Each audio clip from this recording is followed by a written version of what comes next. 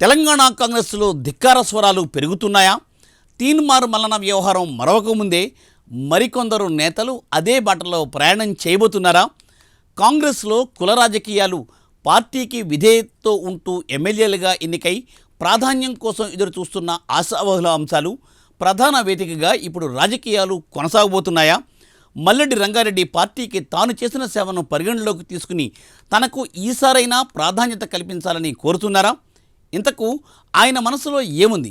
Let us watch the story.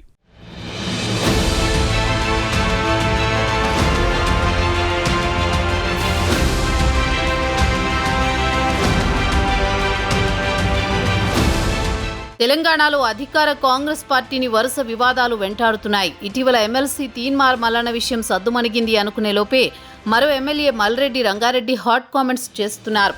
Party కోసం కష్టపడుతున్న వారిని అధిష్టానం పక్కన పెడుతున్నారని, నిన్నా మొన్న చేరుతున్న వాళ్లకు పదవులు ఇవ్వడం ఏమాత్రం సరికాదని ఎమ్మెల్యే బహిరంగంగానే అసంతృప్తి వ్యక్తం చేస్తున్నారు. ఈ క్రమంలో రంగారెడ్డి జిల్లా కాంగ్రెస్ కార్యకర్తలకు అన్యాయం చేయడం సరికాదని హితవు పలికారు. అంతేకాదు రంగారెడ్డి జిల్లా అభివృద్ధి కోసం అవసరమైతే రాజీనామా చేస్తానని వార్నింగులు ఇస్తున్నారు. రాష్ట్ర జనాభాలో అధికంగా ఉన్న రంగారెడ్డి జిల్లాకు మంత్రి పదవి ఉండాలని, సామాజిక సమీకరణాలు అడ్డొస్తే తాను రాజీనామా చేసి ఎవరినైనా గెలిపించడానికి సిద్ధమని క్లియర్ కట్గా చెబుతున్నారు.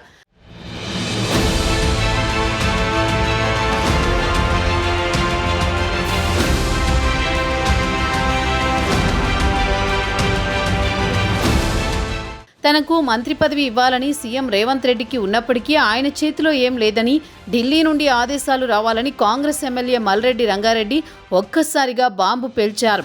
మంత్రి పదవులు నిర్ణయించేది రేవంత్ రెడ్డి కాదని, పార్టీ అధిష్టానం ఢిల్లీలో నిర్ణయిస్తుందని వ్యాఖ్యానించారు. తనకు మంత్రి పదవి ఇవ్వాలని సీఎంకి ఉందని, కానీ ఇవ్వలేకపోతున్నాడని అన్నారు. విజయశాంతి ఢిల్లీకి వెళ్లి ఎమ్మెల్సీ పదవి తెచ్చుకున్నారని ఆరోపించారు. సుమారు 2 వారాల క్రితం కూడా ఆయన ఆసక్తికర వ్యాఖ్యలు చేశారు. హైదరాబాద్, రంగారెడ్డి జిల్లాల నుండి కాంగ్రెస్ పార్టీ తరపున గెలిచింది తాను ఒక్కడేనని, కాబట్టి తనకు ఖచ్చితంగా మంత్రి పదవి ఇవ్వాలని వ్యాఖ్యానిస్తున్నారు. తనకు మంత్రి పదవి ఇవ్వకుంటే వచ్చే ఎన్నికలలో వేరే పార్టీ వాళ్లను తానే గెలిపిస్తానని కుండబద్దలు కొట్టి చెబుతున్నారు.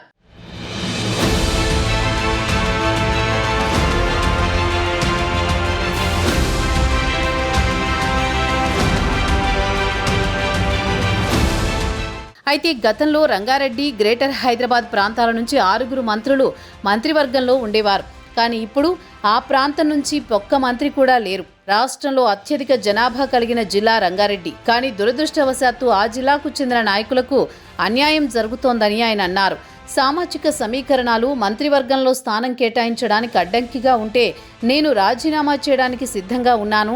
జిల్లా అభివృద్ధి మరియు మంత్రి పదవి కోసం జిల్లా నుండి మరొక వ్యక్తిని ఎన్నుకోవడానికి నేను సిద్ధంగా ఉన్నానని ఆయన అంటున్నారు.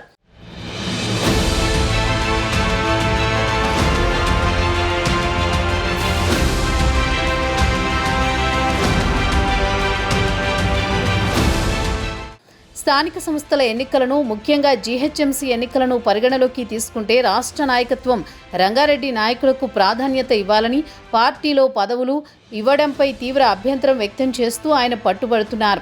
రాజకీయ సమీకరణాలను పరిగణలోకి తీసుకుంటే కాంగ్రెస్లో చేరేవారిని స్వాగతించాలి, కానీ పదవులు ఇవ్వకూడదు. వారిని మంత్రులుగా చేస్తున్నారు మరియు పార్టీ విజయం కోసం కష్టపడి పనిచేసిన వారిని నిర్లక్ష్యం చేస్తున్నారు అని రంగారెడ్డి ఆవేదన వ్యక్తం చేశారు. ఈ పద్ధతి ప్రజలకు తప్పుడు సంకేతాలు పంపుతుందని ఆయన పేర్కొంటున్నారు.